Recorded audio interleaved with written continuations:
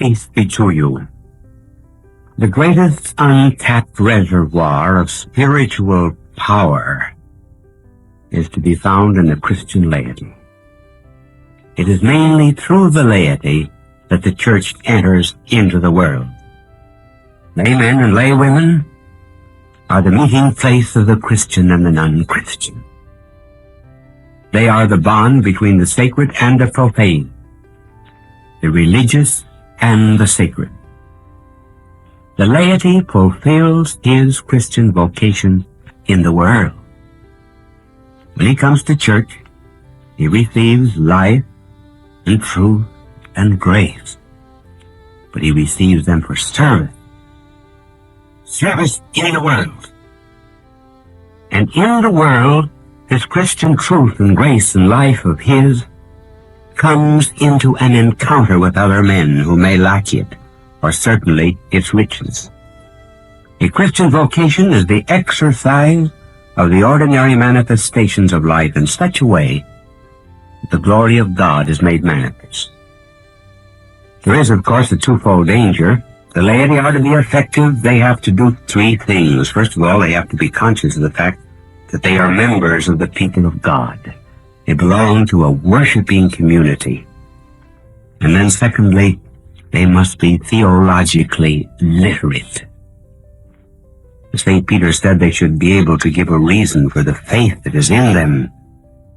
And then thirdly, they must communicate with the world as Christians. As Christians. They are involved with the world. As John Donne so beautifully put it, no man is an island, entire and of itself. Every man is a piece of a continent, a part of the main.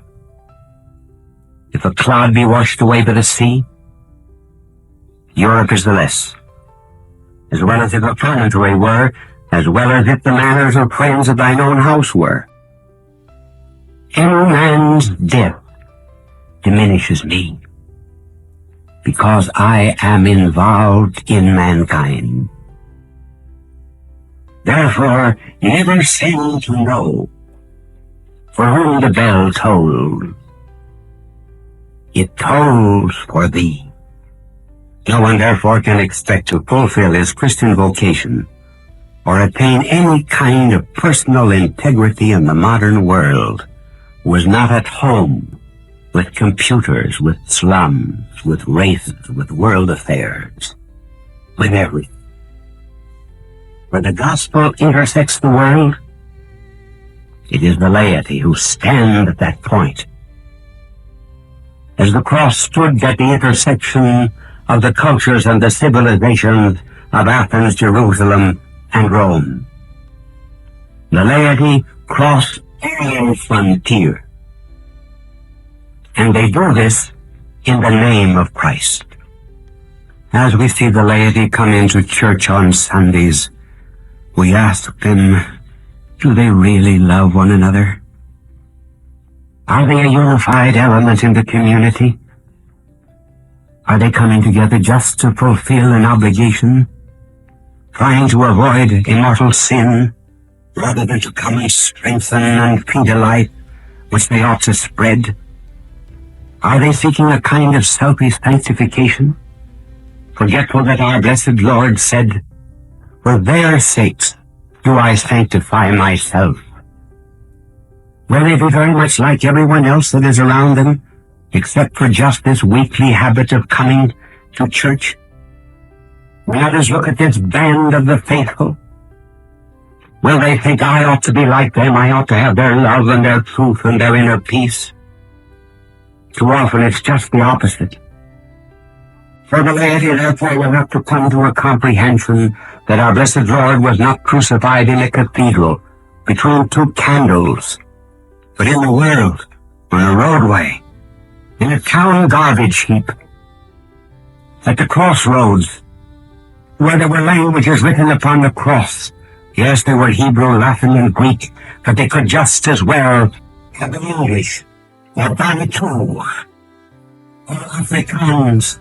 It would make no difference. He placed himself at the very center of the world, in the midst of smut and thieves and soldiers and gamblers.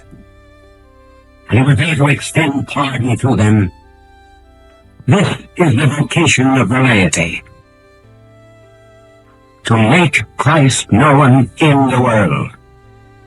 If then it be granted that the laity must go in the world, where will they find their power, their wisdom, and their courage in order to be witnesses to Christ? If they are just left to their own power, they would be as weak as the apostles were. 9 of them away from the garden, and 3 in the garden sleeping. Since over and above the natural life there is a divine or supernatural life, there should be a sacrament, some visible sign by which they contact the power and the merit of Christ. Some kind of channel that will pour away from Calvary down into their own souls to make them strong. Let's go back now into the natural order, and you will recall that for a living, a person must be born. I recently heard of the lawyer who died in Berlin. He was an unbeliever. He had a Catholic partner, a lawyer, and when his friend became ill, the Catholic lawyer visited him and said, "Now that you are about to die, do not you think you ought to make your peace with God?" And the dying partner said to him, he said, "If Christ and your church have meant so little to you during your life, that you never once spoke to me about it, how can it mean anything to me at my death?" The serious realization, therefore, of the sacrament of confirmation will make one seek to save souls. And if we save a soul, we have a very good chance of saving our own.